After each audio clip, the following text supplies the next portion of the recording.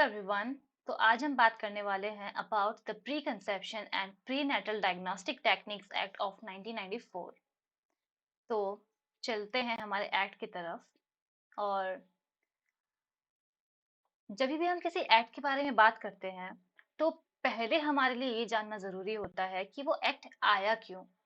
तो अगर हम ट्रेस करें हमारे इस टाइमलाइन को टू 1960s 70s 80s, तो उस वक्त क्या होता था कि आप जाएंगे जनरली किसी डॉक्टर के पास दिखाने अपनी वाइफ को, और फिर या फिर रिलेटिव्स जाते थे, मतलब किसी भी वीमेन को लेके डॉक्टर के पास। तो होता ये था कि डॉक्टर्स जो थे वो देखते ही रिवील कर देते थे कि उस बेबी का जेंडर क्या है।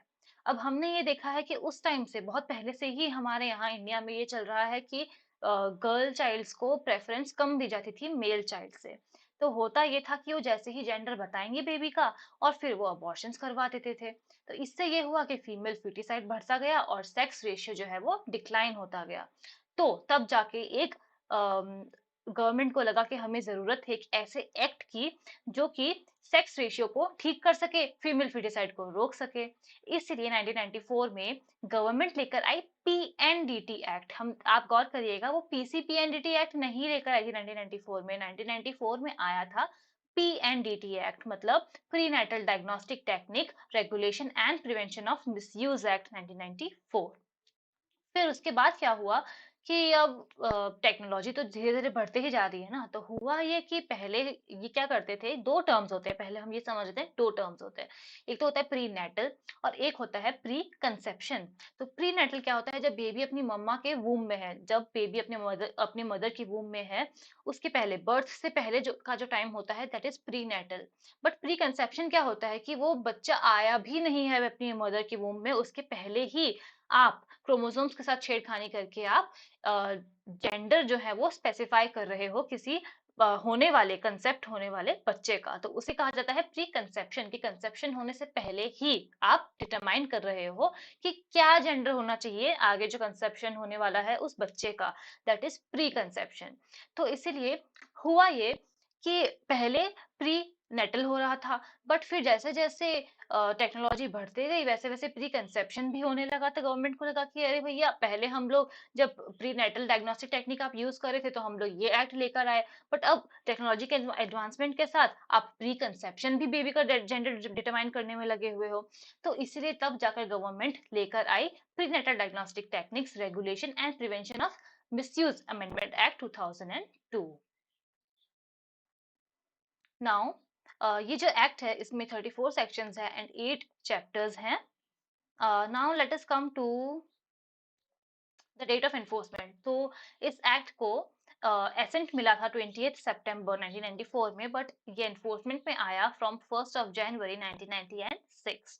Coming to the preamble of this act, it states that it is an act to provide for the prohibition of sex selection before or after conception and for regulation of prenatal diagnostic technique for the following purpose leading to female feticide and matters connected therewith। तो ये act क्यों है, ताकि वो prohibit कर सके sex selection को और रेगुलेट कर सके पीएनडीटी को, प्रीनेटल डायग्नोस्टिक टेक्निक को, जो कि यूज में आती है ये सारी बीमारियां या फिर डिसऑर्डर्स को पहचानने में। और अगर हम लोग रेगुलेट कर पाएंगे इस चीज को तो उससे क्या होगा कि जो आप सेक्स डिटरमाइन करके जो आप मिसयूज कर रहे हो ना इस टेक्निक को, वो कम हो जाएगा, जिससे कि फीमेल फिटिसाइड भी कम होगा और सेक्स रेशियो बढ़ेगी। नाउ अब हम एक एक करके ये जितने भी हम लोगों ने यहाँ पर टर्म्स देखे हैं, जेनेटिक एबनॉर्मलिटी, मेटाबॉलिक डिसऑर्डर्स, इनको जान लेते हैं इन शॉर्ट। वैसे हमारे एग्जाम के पॉइंट ऑफ व्यू से जानना ये इतना जरूरी नहीं है, but still for GK purpose हम देख लेते हैं। तो coming to the first thing that is genetic abnormality. अब जेनेटिक एबनॉर्मलिटी क्या होती है, हमारी बॉडी में 46 क्रोमोसोम्स होते हैं और अगर वो एक कोई भी एक्स्ट्रा हो जाए या एक कम हो जाए तो उससे हो जाती है जेनेटिक एबनॉर्मलिटीज। फिर आते हैं मेटाबॉलिक डिसऑर्डर पे।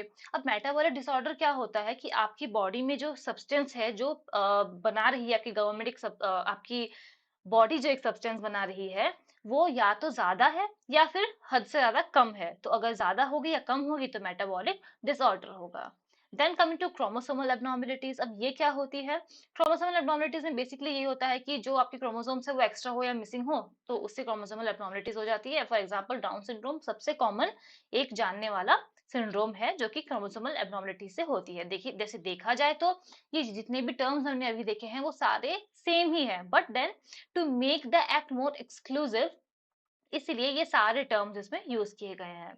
Then let us come to congenital malformations. तो ये क्या होता है कि आपके बॉडी का जो स्ट्रक्चर होता है इसमें ऐसी कोई एबनॉर्मेलिटी होती है कि आपका जो बर्थ हो, एक बेबी का बर्थ होता है उसके पहले ही पता चल जाता है कि उसके लिम्ब में कोई डेफिशिएंसी है। कई बार होता है कि a baby is born with 3 hands और 3 लेग्स, या फिर पीछे एक टेल भी होती है। तो ये सारी एबनॉर्मेलिटीज में आती है बॉडी स्ट्रक्चर के। और अगर हम प्रीनेटल डायग्नोस्टिक टेक्निक यूज कर लेते हैं बच्चे के पैदा होने से पहले ही, तो हमें उनके पैदा होने से पहले ही पता लग जाता है कि उनके बॉडी में कोई सो एंड सो एबनॉर्मलिटीज है। Then the last one is sex linked disorder. Sex linked disorder में क्या होता है कि आपको ये जो डिसऑर्डर होती है वो अपनी फैमिली से पास आउट होती है through the X and Y sex chromosomes. तो इसका मेजर एग्जांपल एक है colour blindness. So these are where the terms which were used in the preamble of this act। अब ये जो प्रियम्बल है ये एक और टर्म यूज करता है सेक्स डिटर्मिनेशन। तो मैं आपको बता दूं कि sex determination and sex selection दोनों ही डिफरेंट चीजें होती है। सेक्स आप तब डिटरमाइन करते हो जब जो बेबी है वो अपने मदर के वूम में है। तो बच्चे को पैदा होने से पहले और कंसेप्शन होने के बाद जब आप डिटरमाइन कर रहे हो कि वो कौन सा क्या उसका सेक्स है, that is known as sex determination. But बच्चे का कंसेप्शन होने से पहले ही आप मेडिकल प्रोसीजर के थ्रू ये मेक श्योर करते हो कि अब जो बच्चा, जो लेडी कंसेप्शन जो कंसेप्ट करने वाली है, वो बच्चा एक पर्टिकुलरली या तो लड़की ही हो या फिर लड़का ही हो, तो उसे कहा जाता है sex selection. So sex determination क्या होता है? Before birth. And sex selection क्या होता है? Before conception. Now let us come to the act starting from chapter 1।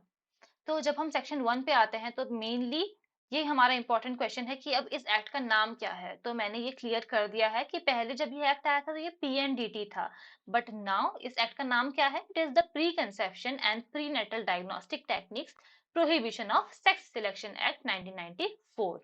And ये कहाँ पे एक्सटेंड होता है? It extends to whole of India.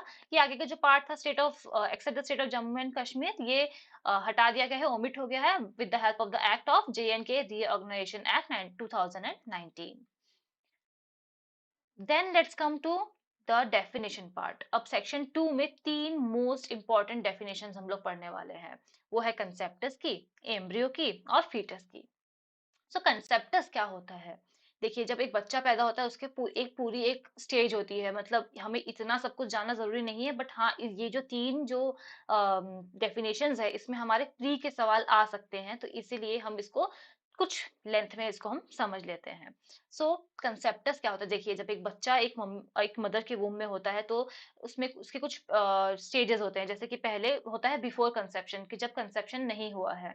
फिर आता है फर्टिलाइजेशन, फिर वो बच्चा अपनी मदर के वूम में है और फिर उसके बाद उसका जन्म होता है। सो कंसेप्टस क्या होता है कि जब से एग फर्टिलाइज हुआ है तब से लेके जब तक उस बच्चे का जन्म हुआ है, वो जो पूरा पीरियड होता है उसको कहते हैं कंसेप्टस। ठीक है। फिर आते हैं हम एम्ब्रियो पे। तो एम्ब्रियो क्या होता है? फर्टिलाइजेशन से लेके 56th डे तक जो वो डेवलप हो रहा होता है ह्यूमन ऑर्गेनिज्म, उसको एम्ब्रियो कहते हैं। और 57th डे से लेकर के जन्म होने तक जो होता है वो होता है फीटस। तो ये जो पूरा स्टेज होता है ना, एम्ब्रियो से फीटस बनने का, फिर जन्म लेने का, इस पूरे को मिलाकर कहा जाता है कंसेप्टस। तो हमारे एग्जाम पॉइंट ऑफ व्यू से हमें देखना है कि कंसेप्टस कहाँ से कहाँ तक होता है। तो कंसेप्टस होता है फर्टिलाइजेशन से लेके बर्थ तक। एम्ब्रियो क्या होता है? फर्टिलाइजेशन से लेके 56 डेज या फिर 8 वीक्स तक। और फीटस क्या होता है? 57th डे से लेके बर्थ होने तक। दैट इज इट, जो हमें याद रखना है एग्जाम पॉइंट ऑफ व्यू से। Then let's come to other definitions, जहां पर बात की गई है about genetic counselling centre, genetic clinics, genetic laboratories. तो हमें इतना सब कुछ लेंथ में जानने का जरूरी नहीं है इसे। हम बस इतना देख लेंगे कि ये क्या होते हैं। तो ये एक्ट के अंदर हम लोग कुछ एस्टेब्लिशमेंट्स की बात करते हैं, जैसे कि genetic counselling centre, genetic clinic, genetic labs. तो ये काउंसलिंग सेंटर क्या होती है, जहाँ पर पेशेंट्स को काउंसलिंग दी जाती है। क्लिनिक कहाँ होती है, जहाँ पर ये prenatal diagnostic procedures carry on किए जाते हैं। और लेबोरेटरीज कहाँ होती है, जहाँ पर आप टेस्ट के सैंपल्स को एनालिसिस करते हो। तो ये सारी चीजों के बारे में, ये सारे एस्टेब्लिशमेंट के बारे में बात की गई है इस एक्ट में, जो हम आगे जाके पढ़ेंगे। बट हमारे एग्जाम पॉइंट ऑफ व्यू से जो जरूरी है वो ये कि जो जेनेटिक क्लिनिक की हम बात कर रहे हैं और जेनेटिक लेबोरेटरी की हम बात कर रहे हैं, उसमें हम व्हीकल्स को भी इंक्लूड करते हैं। कैसे कि सपोज कि कोई एक व्हीकल है जिसके अंदर एक अल्ट्रासाउंड मशीन रखी गई है, सब कुछ इक्विपमेंट्स अटैच्ड है, और उसको देख के लग रहा है कि हाँ, this setup is ready to determine the sex of a foetus. तो अगर आपको ये लगता है कि एक गाड़ी के अंदर एक ऐसी मशीन है जो एक सेक्स डिटरमाइन कर सकती है किसी भी फीटस का, तो वो भी इंक्लूड कर देते हैं अंडर जेनेटिक क्लिनिक या फिर genetic laboratories. That is all about it. Then let us come to the next important definition, which is of a registered medical practitioner. तो अब रजिस्टर्ड मेडिकल प्रैक्टिशनर कौन होता है? वो एक ऐसा मेडिकल प्रैक्टिशनर है जिसके पास क्वालिफिकेशन है और जिसका नाम रजिस्टर्ड है under the state medical registration. तो इसका अगर छोटा सा एग्जांपल मैं दूं, तो हम एडवोकेट कैसे बनते हैं कि हमने पढ़ाई करी एक अच्छे मेडिकल को, एक अच्छे एस्टेब्लिशमेंट से, हमने लॉ कॉलेज से पढ़ाई करी, और फिर उसके बाद हम जब पास आउट हो जाते हैं, उसके बाद हम लोग अपना रजिस्ट्रेशन करवाते हैं स्टेट बार काउंसिल में। तो ठीक उसी तरह रजिस्टर्ड मेडिकल प्रैक्टिशनर कौन होते हैं कि उन्होंने एक रिकॉग्नाइज्ड इंस्टीट्यूशन से क्वालिफिकेशन ली है और बाद में रजिस्ट्रेशन करवाया है, तो वही हो जाते हैं registered medical practitioner. Then coming to sex selection, the definition of sex selection states that sex selection क्या होता है? ये एक ऐसा प्रोसीजर होता है, एक ऐसी टेक्निक होती है जिससे यू मेक श्योर या फिर आप प्रोबेबिलिटी बढ़ा देते हो कि जो अब होने वाला कंसेप्ट, होने वाला जो बच्चा है, जो वो क्या होगा, वो एक पर्टिकुलर सेक्स का ही होगा। अगर आपको लड़की चाहिए तो वो लड़की ही होगी, या फिर हो सकती है, मोस्टली 99% प्रोबेबिलिटी होती है कि वो लड़की ही होगी। तो या तो वो लड़की ही होगी, और आपको लड़का चाहिए तो वो लड़का ही होगा। तो सेक्स सिलेक्शन क्या होता है कि आप किसी टेक्निक को या फिर किसी प्रोसीजर को यूज करके ये मेक श्योर करो कि जब आने वाला जो एम्ब्रियो है, जो वो क्या होगा, एक पर्टिकुलर सेक्स का ही होगा। That is all about the definition part. अब हम लोग आ जाते हैं चैप्टर 2 पे, जो कि यहाँ से हमारा मेन एक्ट शुरू होता है, जो कि बहुत इंपॉर्टेंट पार्ट है। Now coming to firstly section 3. Section 3 बात करता है about regulation of genetic counseling centers, genetic laboratories and genetic clinics. तो ये इसके रेगुलेशन के बारे में बात करता है। तो इन शॉर्ट अगर मैं आपको बताऊं, तो इसके जो ये 3 सब सेक्शन है, 1, 2 एंड 3, ये इन शॉर्ट ये कहता है कि ये जितने भी जेनेटिक काउंसलिंग सेंटर होते हैं, लेबोरेटरीज होती हैं, क्लिनिक्स होती है, वो सब कंपल्सरीली रजिस्टर्ड होने चाहिए अंडर दिस एक्ट। उनका रजिस्ट्रेशन कंपल्सरी है। दूसरी बात ये कि इसमें जिस भी व्यक्ति को वो एम्प्लॉय कर रहे हैं, या फिर कोई पार्ट टाइम में आ रहा है, या फिर आप कई बार होता है ना, जैसे कॉलेज में गेस्ट लेक्चर्स पे बुलाते हैं, वैसे कई बार इन सारी सेंटर्स पे, लेबोरेटरी में भी गेस्ट डॉक्टर्स को बुलाया जाता है ऑनररी बेसिस पे। तो वो जितने भी व्यक्ति वहां पर आ रहे हैं, या फिर आपने जिनको भी एम्प्लॉय करके रखा है, वो सब क्वालिफाइड होने चाहिए। ऐसे नहीं कि आप किसी भी इंसान को उठाकर आप लेकर आ जाओ और बैठा दो उस लैब में। जैसे कि फॉर एग्जाम्पल आपको एक एग्जाम्पल देती हूँ कि एक व्यक्ति है जिनके पास कोई क्वालिफिकेशन नहीं है होम्योपैथी की, उन्होंने कोई पढ़ाई नहीं करी है, कोई डिप्लोमा नहीं लिया है, कुछ नहीं, बट हाँ, उन्हें ज्ञान है कि क्या होने पे क्या दवाई देनी चाहिए। सपोज सर्दी जुकाम पे क्या दवाई देनी है, वो उन्हें पता है।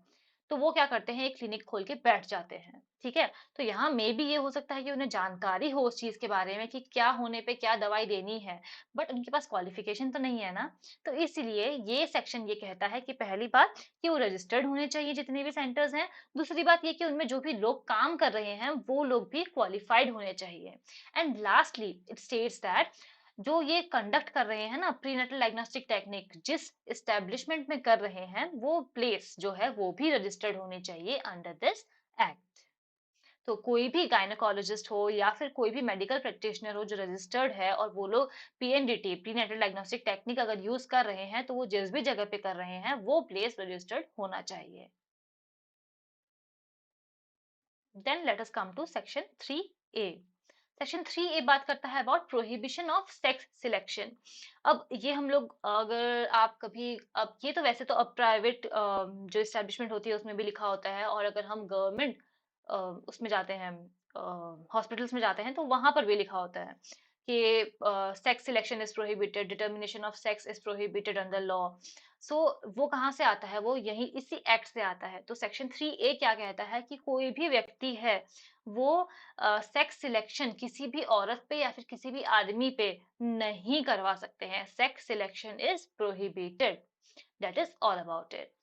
फिर आते हैं हम सेक्शन 3B पे, विच talks about prohibition on sale of ultrasound machines etcetera to persons, labs, clinics not registered under the act. तो ये क्या कहता है कि जो भी व्यक्ति इक्विपमेंट सेल कर रहा है, जैसे कि अल्ट्रासाउंड मशीन या फिर ऐसे कोई भी इक्विपमेंट जिससे प्रीनेटल डायग्नोस्टिक टेक्निक आप यूज कर सकते हो, तो अगर वो जितनी भी टेक्निक्स है वो डिटरमाइन कर सकती है किसी भी बच्चे के जेंडर को, सेक्स को, तो क्या होगा, वो आप तब तक उस व्यक्ति को नहीं दे सकते हो जब तक वो रजिस्टर्ड नहीं है। तो जो भी सेल कर रहे हैं ये सारी टेक्निक्स को, ये सारी मशीन्स को, उन्हें मेक श्योर करना होगा कि वो जिस भी सेंटर को दे रहे हैं वो भी रजिस्टर्ड हो, और वो जिस भी व्यक्ति को दे रहे हैं वो भी रजिस्टर्ड हो।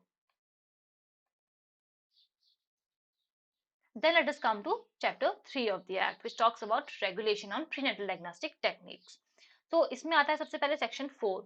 सेक्शन 4 क्या कहता है कि no place shall be used by any person for conducting PNDT except for the purpose specified। तो ये कहता है कि कोई भी जगह हो, चाहे वो जेनेटिक काउंसलिंग सेंटर हो, लैब हो या फिर क्लिनिक हो, कोई भी जगह कोई भी इंसान यूज नहीं कर सकता है for prenatal diagnostic technique until and unless इस एक्ट के अंदर जो पर्पस दिए हैं, कंडीशंस दिए गए हैं, वो फुलफिल ना हो रहे हो। तो अब हम आगे देख लेते हैं कि इस एक्ट में कौन से पर्पस दिए गए हैं, कौन सी कंडीशंस दी गई हैं।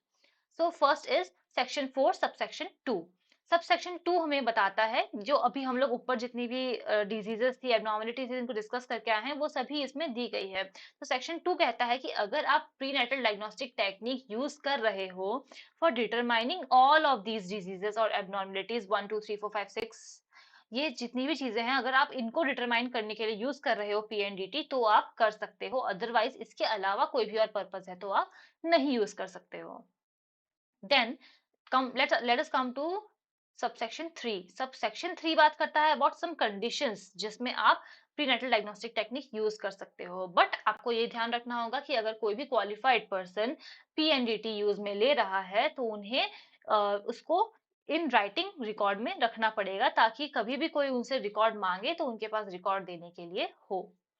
वो कंडीशंस क्या है जिसमें आप प्रीनेटल डायग्नोस्टिक टेक्निक यूज कर सकते हो। पहली कंडीशन ये कि अगर प्रेग्नेंट वीमेन है, उनकी एज 35 ईयर्स से अबव है, तो कई बार ऐसा होता है कि देखने के लिए कि सब कुछ नॉर्मल है या नहीं, आप पीएनडीटी यूज कर सकते हो। दूसरी बात ये कि अगर वो प्रेग्नेंट वीमेन जो हैं आपके पास पीएनडीटी के लिए आई हैं, अगर उनके साथ बहुत बार एबॉर्शंस हुए हैं, तो भी आप पीएनडीटी यूज कर सकते हो। तीसरी बात ये कि जो प्रेग्नेंट विमेन हैं, अगर वो ऐसे किसी एजेंट से उनका कांटेक्ट हुआ है जिसकी वजह से उन्हें, उनके फीटस को, उनके एम्ब्रियो को कोई भी हार्म हो सके, कोई ऐसा रेडिएशन हो, कोई ऐसा ड्रग हो, कोई ऐसा इन्फेक्शन उनको हुआ हो, तो आप प्रीनेटल डायग्नोस्टिक टेक्निक यूज कर सकते हो। यहाँ पर जो टर्म यूज किया गया है टेराटोजेनिक एजेंट्स, वो क्या होते हैं, वो ऐसे ड्रग्स होते हैं जो आपके एम्ब्रियो या फिर फीटस का जो डेवलपमेंट होता है उसको डिस्टर्ब कर देते हैं।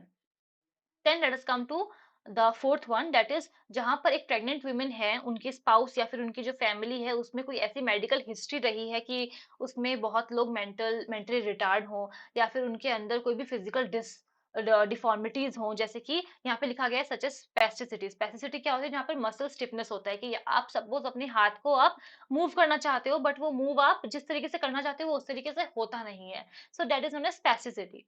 तो अगर ये सारी चीजें हैं, मेडिकल हिस्ट्री है, तो भी आप यूज कर सकते हो पीएनडीटी टू डिटरमाइन कि कहीं उस बच्चे को तो नहीं है। And lastly any other condition as may be specified by the central supervisory board. तो ये सारी कंडीशंस और वो जो ऊपर हमने देखा सारे पर्पस, उन सभी चीजों के लिए आप प्रीनेटल डायग्नोस्टिक टेक्निक यूज कर सकते हो ऑन अ पेशेंट। बट अगर आप यूज कर रहे हो तो आपको उसका कंप्लीट रिकॉर्ड रखना होगा। देन सबसेक्शन 4 कहता है कि जो भी व्यक्ति है कोई भी पर्सन हो, तो कोई भी इंसान हो, चाहे वो उस पेशेंट का रिलेटिव हो, हस्बैंड हो या कोई भी हो, वो अगर प्रेग्नेंट वुमेन के कोई भी रिलेटिव हैं, तो वो एनकरेज नहीं कर सकते कि नहीं नहीं, आपको नहीं पता है, हम आपको कह रहे हैं ना, आप तो पीएनडीटी यूज में करो, हमें दिखवाना है कि सब कुछ ठीक तो है, तो आप कभी भी फोर्स नहीं कर सकते हो प्रीनेटल डायग्नोस्टिक टेक्निक यूज करने के लिए। एंड पांचवी बात जो सबसेक्शन 5 में कही गई है, वो ये कही गई है कि कोई भी रिलेटिव हो या फिर हस्बैंड हो उस प्रेग्नेंट वुमेन का, वो एनकरेज नहीं करेगा कि आप उस औरत पे सेक्स सिलेक्शन टेक्निक यूज करो, बिकॉज फिर आपको पनिशमेंट मिलेगी under this act. Then let us come to section 5. Section 5 बात करता है about written consent of pregnant women and prohibition of communication of sex of fetus. तो section 5 क्या कहता है, जब हम पढ़ लेते हैं आगे। section 5 पहली बात ये कहता है कि कोई भी पर्सन जो है वो प्रीनेटल डायग्नोस्टिक प्रोसीजर कंडक्ट नहीं करवा सकता है। अगर वो कर रहा है तो वो अभी जो हमने पढ़ा उन कंडीशंस के लिए या फिर उन ही सारे पर्पस के लिए काम में ले सकता है जो हमने अभी सबसेक्शन 2 और 3 में पढ़े हैं। तो इन्हीं चीजों के लिए आप पीएनडीटी कर सकते हो, और सपोज अगर आप कर रहे हैं पीएनडीटी इन सभी चीजों के लिए, तो आपको ध्यान रखना होगा कि आप पेशेंट को, प्रेग्नेंट वुमेन को पहले ही बता दें कि उसके उनके ऊपर क्या क्या साइड इफेक्ट्स हो सकते हैं। और दूसरी बात ये कि उसको करने से पहले वो उनका रिटन कंसेंट जो है वो ले इन द प्रिस्क्राइब्ड मैनर, उनको जो भी लैंग्वेज समझ में आती है उस लैंग्वेज में वो उनसे वो रिटन कंसेंट ले। और फिर रिटन कंसेंट देने के बाद उसकी एक कॉपी उस प्रेग्नेंट वुमेन को भी दे दें। ये कहा गया है अंडर सेक्शन 5। सेक्शन 5 का सब सेक्शन 2 क्या कहता है वो देख लेते हैं। तो सब सेक्शन 2 बेसिकली ये कहता है कि आप प्रीनेटल डायग्नोस्टिक टेक्निक यूज में नहीं ले सकते हो for determining sex of a foetus. और अगर सपोज आपके पास किसी डॉक्टर के पास कोई व्यक्ति गया है और वो डॉक्टर सीधा साधा ना बता करके उल्टी घुमा फिरा के बातों में भी अगर आपको वो बता रहा है ना, तो उस भी चीज को इंक्लूड करने के लिए ये सेक्शन में दिया गया है कि आप किसी भी फीटस का सेक्स नहीं बता सकते हो, इधर बाय वर्ड, इधर बाय साइन, और इन एनी अदर मैनर। अब इसका एग्जाम्पल ये है कि हमने बहुत सारी मूवीज में देखा है कि सपोज एक कपल जा रहा है किसी क्लिनिक में, तो वो वहां पर बोल देते हैं if that is a girl child, तो बता देंगे जय माता दी। तो यहाँ पर हम देख रहे हैं कि डायरेक्टली तो उन्होंने नहीं कहा है, बट एक नोशन है कि अच्छा जय माता दी कहा है मतलब this is a girl child, वो उनको पता है। तो इसीलिए आप किसी भी तरीके से डायरेक्टली या इनडायरेक्टली किसी भी फीटस का सेक्स आप उनके प्रेग्नेंट वुमेन को, ना उनके हस्बैंड को, ना उनके रिलेटिव को आप बता सकते हो, और वो दिया गया है under section 5 of the act. Then let us come to section 6. Section 6 talks about determination of sex prohibited. तो ये सेक्शन क्या कहता है कि कोई भी जो काउंसलिंग सेंटर होते हैं, लेबोरेटरीज होती हैं, क्लिनिक्स होती हैं, वो कोई भी सेक्स डिटर्मिनेशन के लिए प्रीनेटल डायग्नोस्टिक टेक्निक्स यूज नहीं कर सकते हैं। दूसरा जो क्लॉज है वो ये कहता है कि कोई भी पर्सन, पहला क्लॉज तो कहता है कि कोई भी काउंसलिंग सेंटर, लैब और क्लिनिक यूज नहीं कर सकते PNDT for determination of sex. और दूसरा बताता है कि कोई भी पर्सन जो कि रजिस्टर्ड है, नॉन रजिस्टर्ड है, उससे मतलब नहीं है, कोई भी पर्सन सेक्स डिटर्मिनेशन के लिए प्रीनेटल डायग्नोस्टिक टेक्निक यूज नहीं कर सकता है, इंक्लूडिंग अल्ट्रासोनोग्राफी। अगर आप सोनोग्राफी करवाने भी जा रहे हो, तो आप अगर सोनोग्राफी इस एम से कर रहे हो कि आप उससे किसी फीटस का सेक्स डिटरमाइन करके उस पेशेंट को बता पाओ, तो वो आप नहीं कर सकते हो। And lastly, no person shall by whatever means cause or allowed to be caused selection of sex before or after conception। तो ना कंसेप्शन होने से पहले ना कंसेप्शन होने के बाद आप उस व्यक्ति को बता सकते हो कि क्या सेक्स होना चाहिए, आप उसका सेक्स सिलेक्शन नहीं कर सकते हैं। तो that is all about section 6 of the act which prohibits determination of sex. अब आ जाते हैं हम चैप्टर 4 पे। चैप्टर 4 बात करता है अबाउट सेंट्रल सुपरवाइजरी बोर्ड। अब ये एक इम्पॉर्टेंट है हमारे लिए कंसेप्ट, बिकॉज ये सेक्शन जो है सेक्शन 7, वो बात करता है इसकी कॉन्स्टिट्यूशन के बारे में। तो अब सेंट्रल सुपरवाइजरी बोर्ड जो है, इसके क्या होते हैं, इसके कुछ पावर्स होते हैं, कुछ फंक्शंस होते हैं इसके, जो इसके अंदर दिए हुए हैं इस एक्ट में ही। Now coming to an important thing कि इस बोर्ड में कौन कौन होंगे। तो अब देखिए इतने सारे लोग हैं कि हम लोगों को इनके नाम याद करने में काफी टाइम लगेगा, बिकॉज एक बार में हम चाहें कि हम लोग याद कर लें कौन से मिनिस्टर है, कौन से डिपार्टमेंट के हैं, कितने लोग हैं, तो बहुत डिफिकल्ट होगा। तो मैंने आपके लिए इन शॉर्ट यहाँ पर लिख के रखा है, तो चलिए हम इसको देख लेते हैं। तो बोर्ड में कौन कौन होगा, सबसे पहले एक चेयरपर्सन होगा, फिर एक वाइस चेयरपर्सन होगा, फिर उसके बाद जो वेरियस डिपार्टमेंट है, जैसे कि ministry of central government in charge of women and child development, legal affairs etcetera, इन सारे वेरियस डिपार्टमेंट से 3 मेंबर्स होंगे। उसके बाद डायरेक्टर जनरल होंगे of health services, and then 10 members from various field, कैसे जैसे कि मेडिकल जेनेसिस्ट, उसके बाद पीडियाट्रिशियन हो गए, सोशल साइंटिस्ट हो गए, ये सारे लोग मिलाकर 10 होंगे। Then 3 women members of parliament भी होंगी, और 4 ऐसे मेंबर होंगे जो कि रोटेशन बेसिस पे रिप्रेजेंट करेंगे स्टेट को। फॉर एग्जाम्पल, और ये भी कहा गया है इसमें कि कैसे वो रिप्रेजेंट करेंगे, कि सपोज ए टू जेड होता है ना हमारा, तो पहले ए और बी और लास्ट में से वाई और जेड, ये दोनों आएंगे, उसके बाद सी और डी आएगा, ऐसे करके सो एंड सो फोर्थ। तो आगे से 2 पीछे से 2, ऐसे करके 4 लोग हमेशा से रोटेशन बेसिस पे अपने स्टेट्स को रिप्रेजेंट करेंगे इस सेंट्रल सुपरवाइजरी बोर्ड में। और लास्टली एक ऐसे ऑफिसर होंगे जो एक मेंबर सेक्रेटरी होंगे। तो अगर हम इनको काउंट करें तो ये टोटल सारे मेंबर्स मिला के हो जाते हैं 24, जो कि हमें याद रखना है हमारे एग्जाम के लिए। और जैसे जैसे आप जितनी बार इस एक्ट को पढ़ते जाएंगे वैसे वैसे आपको डेफिनेटली याद हो जाएगा कौन सा मेंबर है, कौन से डिपार्टमेंट का है और कौन से फील्ड से है। अभी के लिए हम इतना देख लेते हैं कि इसमें 24 मेंबर्स हैं और कितने कितने हैं। I hope it's clear now. Then let us come to section 8. Section 8 talks about terms of office of member. तो अब ये जो सारे members हैं उनका terms कितना होगा office में। तो other than ex officio member in case of appointment under E and F clause, मतलब कि वो जो 10 members थे other field से और 3 जो women MP थी उनका कितना होगा term, 3 years होगा, ठीक है। और जो 4 मेंबर होते हैं ना जो रोटेशन बेसिस पे अपने स्टेट को रिप्रेजेंट करते हैं, उनका टर्म होगा 1 ईयर, वो एक साल के लिए रिप्रेजेंट करेंगे अपने स्टेट्स को। तो ये तो हो गया उनका टर्म ऑफ ऑफिस।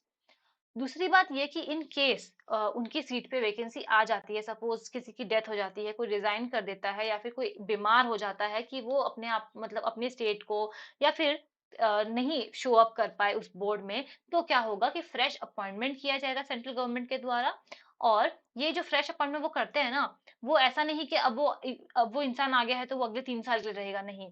जो इस इंसान को उन्होंने रिप्लेस किया है ना, उसकी जो बची हुई अवधि होती है, उसका बचा हुआ टेन्योर होता है, उसको कंप्लीट करने के लिए ही उस इंसान को अपॉइंट किया जाता है। सपोज कोई था जिसको अपॉइंट किया गया फॉर 3 इयर्स, बट देन वो बीमार हो जाते हैं, वो नहीं आ पाते हैं, तो उनकी जगह किसी और को सिलेक्ट किया जाता है और वो 1 साल तक अपना देखे जाते हैं, पूरा टेन्योर अपना कंप्लीट करके जाते हैं। तो अब जो नया पर्सन अपॉइंट होगा वो अगले 2 सालों के लिए होगा। That is all about it. तो ये हो गया हमारा section 8। Now coming to section 9 which talks about meetings of board. तो बोर्ड की मीटिंग कब होगी, जो हमारा सेंट्रल सुपरवाइजरी बोर्ड है उसकी बोर्ड की मीटिंग होगी एटलीस्ट वंस इन 6 मंथ्स। और इसको प्रिसाइड कौन करेगा, चेयरमैन करेगा। चेयरमैन नहीं होगा तो वाइस चेयरमैन करेगा, और वाइस चेयरमैन भी नहीं होगा तो एक ऐसा मेंबर करेगा जिसको उन्होंने ऑथोराइज किया है to preside the meeting. But कोई ना कोई तो प्रिसाइड करेगा ही करेगा बोर्ड की मीटिंग को।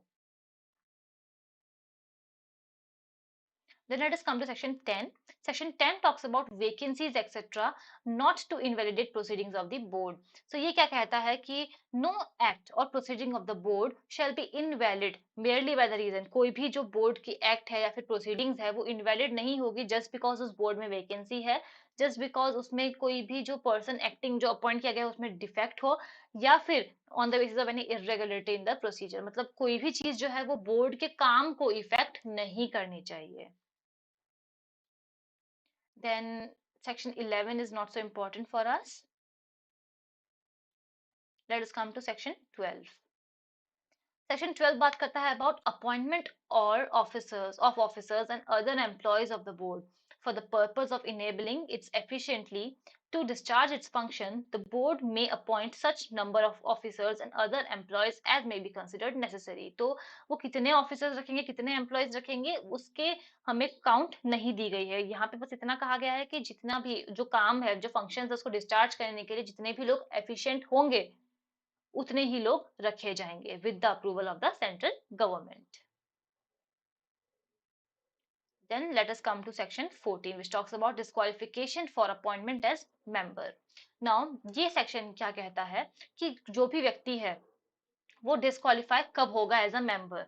तो वो डिस्क्वालीफाई हो जाएंगे अगर उनके ऊपर कन्विक्शन हुआ है या उनको इम्प्रिजनमेंट हुई है for some offences which includes moral turpitude, या फिर वो इंसॉल्वेंट हो गए हैं या फिर वो अनसाउंड माइंड के हो गए हैं, जो कि डिक्लेयर किया गया है बाय अ कॉम्पिटेंट कोर्ट, या फिर उन्हें डिसमिस किया गया है या फिर रिमूव किया गया है फ्रॉम एनी गवर्नमेंट सर्विस, या फिर उनका उस बोर्ड में कोई ऐसा फाइनेंशियल या फिर अदर इंटरेस्ट हो कि अगर उनको अपॉइंट किया जाए तो वो सही नहीं होगा for the running of the board या फिर for the functions of the board as a member, as him being a part of as a member. तो इसीलिए वो भी आ जाता है कि वो भी डिस्क्वालिफिकेशन में आएगा कि उनको आप अपॉइंट नहीं करोगे जिनका भी इंटरेस्ट है फाइनेंशियल या फिर other interest in the board. And also अगर कोई भी व्यक्ति ने पहले पाया गया है कि उन्होंने कोई भी ऐसा प्रमोशन किया है of use of prenatal diagnostic technique ताकि सेक्स डिटर्मिनेशन हो सके या फिर सेक्स सिलेक्शन हो सके, तो आप ऐसे व्यक्ति को आप डिस्क्वालीफाई कर देंगे, ऐसे व्यक्ति को आप नहीं रख सकते हैं बोर्ड में। That is all about it. Then let us come to section number 15, which talks about eligibility of members of for reappointment. तो ये क्या कहता है कि provided that no member other than ex officio member shall be appointed for more than twice for consecutive terms. तो 2 बार से ज्यादा other than ex officio member आप किसी को भी इस बोर्ड में नहीं रख सकते हो। एक्स ऑफिशियोस को आप 2 बार से ज्यादा भी रख सकते हो, अपॉइंट कर सकते हो, बट उनके अलावा आप किसी को नहीं कर सकते हो। Now coming to section 16 which talks about functions of the board। तो जो मेन चीज हमें याद रखनी है वो ये कि बोर्ड किसको एडवाइस देगी, central supervisory board central government को एडवाइस देगी। और इनके फंक्शंस क्या है वो हमें सारे याद रखना जरूरी नहीं है, बट इन शॉर्ट क्योंकि हम पढ़ रहे हैं तो हम ये जान लेते हैं कि बोर्ड के कुछ फंक्शंस होते हैं, जैसे कि वो पॉलिसी मैटर्स पे एडवाइस देते हैं सेंट्रल गवर्नमेंट को, इस एक्ट के इम्प्लीमेंटेशन को रिव्यू करते हैं और अगर कोई भी चेंजेस लेकर आने हैं तो वो भी वो एडवाइस देते हैं गवर्नमेंट को, इस एक्ट के बारे में पब्लिक अवेयरनेस फैलाना और पब्लिक को ये बताना कि sex selection and sex determination is prohibited, वो फंक्शन भी होता है बोर्ड का। ऑल्सो बोर्ड का काम क्या होता है कि वो ऐसे कोड्स ले डाउन करें, code of conduct lay down करें for all of those who are working under this act, जैसे कि genetic counselling centres etcetera etcetera. और फिर लास्टली उनका काम होता है कि वो पूरी जो इसके अंदर वर्किंग बॉडीज होती हैं उनके परफॉर्मेंस को देखे, और अगर कोई भी उन्हें लगता है कि कोई भी उन्हें चेंजेस लाने की जरूरत है फॉर इफेक्टिव मेजर्स, तो वो उन चीजों को भी इम्प्लीमेंटेशन के लिए एडवाइस दे सकते हैं to the central government. That is all about the functions of the board. I hope मैं आपको क्लियरली समझा पाई हूँ कि बोर्ड के क्या फंक्शंस होते हैं। वैसे एग्जाम में ऐसे सवाल नहीं पूछे जाते हैं, specially in pre. Then let us come to section 16A, which talks about constitution of state supervisory board and union territory supervisory board। तो मैं आपको बता दूं कि अभी हम लोग ऊपर पढ़कर आए हैं सेंट्रल सुपरवाइजरी बोर्ड के बारे में, और state supervisory board and union territory supervisory board भी सेम है उसकी तरह ही, तो हमें उनके फंक्शंस और ये सब कुछ अब हम एक बार देख चुके हैं, वापस देखने की जरूरत नहीं है। सेम फंक्शंस है और मोस्टली सेम ही मेंबर्स होते हैं। बस ये कि जो सेंट्रल सुपरवाइजरी बोर्ड होती है वो 6 महीने में एक बार एटलीस्ट उनको मिलना कंपलसरी है, और स्टेट सुपरवाइजरी बोर्ड को 4 महीने में एटलीस्ट एक बार मिलना जरूरी है। Then let us come to chapter 5, which talks about appropriate authority and advisory committee. Now इसमें आ जाते हैं हम सेक्शन 17 पे। तो सेक्शन 17 क्या कहता है कि जो सेंट्रल गवर्नमेंट होती है वो अपॉइंट कर सकती है एक या एक से ज्यादा अप्रोप्रिएट अथॉरिटी हर यूनियन टेरिटरी में for the purpose of this act. तो कौन करता है अपॉइंट? सेंट्रल गवर्नमेंट करती है। सेंट्रल गवर्नमेंट कहाँ पे करती है? यूनियन टेरिटरी के लिए करती है। और स्टेट गवर्नमेंट कहाँ पे करती है? स्टेट्स के लिए करती है। तो अप्रोप्रिएट अथॉरिटी स्टेट में भी होती है, यूनियन टेरिटरी में भी होती है। यूनियन टेरिटरी में अपॉइंट करने के लिए सेंट्रल गवर्नमेंट अपॉइंट करता है, और स्टेट्स में करने के लिए स्टेट गवर्नमेंट अपॉइंट करता है अप्रोप्रिएट अथॉरिटीज को। Then subsection 3 states that the officers appointed as appropriate authorities when appointed for the whole of state or union territory consisting the following 3 members। इनके मेंबर्स कौन से होंगे इसमें, चाहे वो यूनियन टेरिटरी के हो या स्टेट के हो। अप्रोप्रिएट अथॉरिटीज में कौन कौन ऑफिसर्स होंगे? एक तो ऑफिसर होंगे जिनकी रैंक होगी above the joint director of health and family welfare as a chairperson. दूसरी होंगे एक एमिनेंट विमेन जो कि विमेन ऑर्गेनाइजेशन को रिप्रेजेंट कर रही होंगे। तीसरे होंगे एक लॉ ऑफिसर। तो ये सारे मेंबर्स होंगे एडवाइजरी अप्रोप्रिएट अथॉरिटी के। एंड इन केस कोई भी वैकेंसी होती है तो वो वैकेंसी 3 महीने के अंदर अंदर फिल हो जानी चाहिए। इनका काम क्या होता है? एप्रोप्रिएट अथॉरिटीज के फंक्शन क्या होते हैं इनका काम होता है कि सपोज कोई भी जेनेटिक काउंसलिंग सेंटर है, लेबोरेटरी है या जेनेटिक क्लिनिक है जिन लोगों ने प्रीनेटल डायग्नोस्टिक टेक्निक यूज किया है फॉर सेक्स डिटर्मिनेशन, तो अब ये एक्ट तो कहता है ना कि प्रोहिबिटेड है। तो अगर उन लोगों ने गलती की है तो उसकी सजा कौन देगा? अप्रोप्रिएट अथॉरिटी देखेगी। तो उनको उनका रजिस्ट्रेशन कैंसिल करना है, उनको सस्पेंड करना है, क्या सजा देनी है, वो सपोज देखते हैं appropriate authority.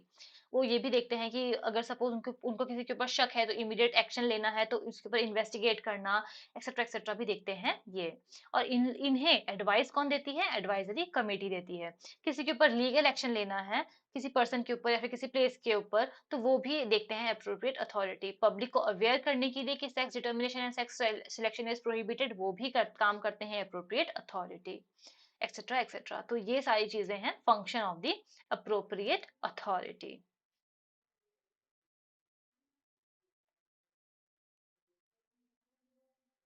Then it is come to subsection 6. Subsection 6 क्या कहता है कि द एडवाइजरी कमिटी, अब हमने ये देखा कि अप्रोप्रिएट अथॉरिटी में कितने मेंबर्स होने चाहिए, अब एडवाइजरी कमिटी में कितने मेंबर्स होने चाहिए कि तीन तो मेडिकल एक्सपर्ट होंगे, एक लीगल एक्सपर्ट होंगे, एक ऑफिसर होंगे और तीन एमिनेंट सोशल वर्कर्स होंगी। इतना ही याद रखना हमारे लिए काफी है, सफिशिएंट है।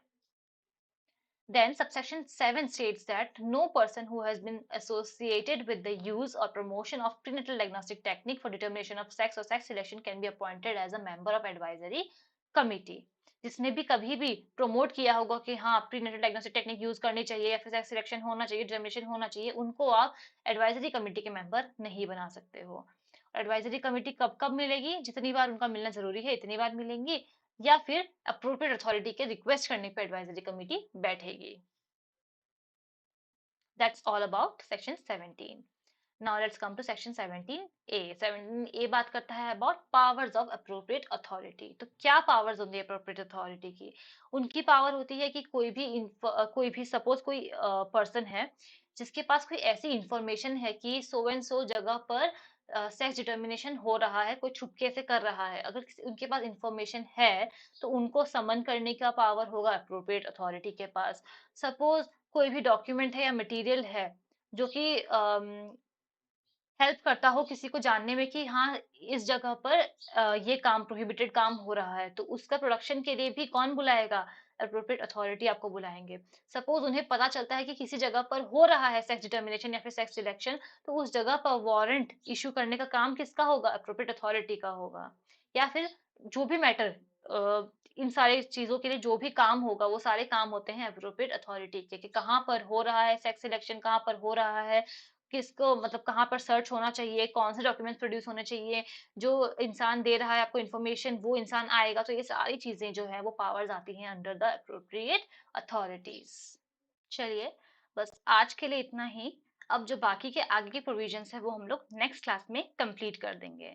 आई होप आपको ये समझ में आया हो, और अपने फीडबैक्स आप प्लीज कमेंट सेक्शन में हमें जरूर दें, ताकि अगर कोई भी इम्प्रूवमेंट करना हो तो हम कर पाए।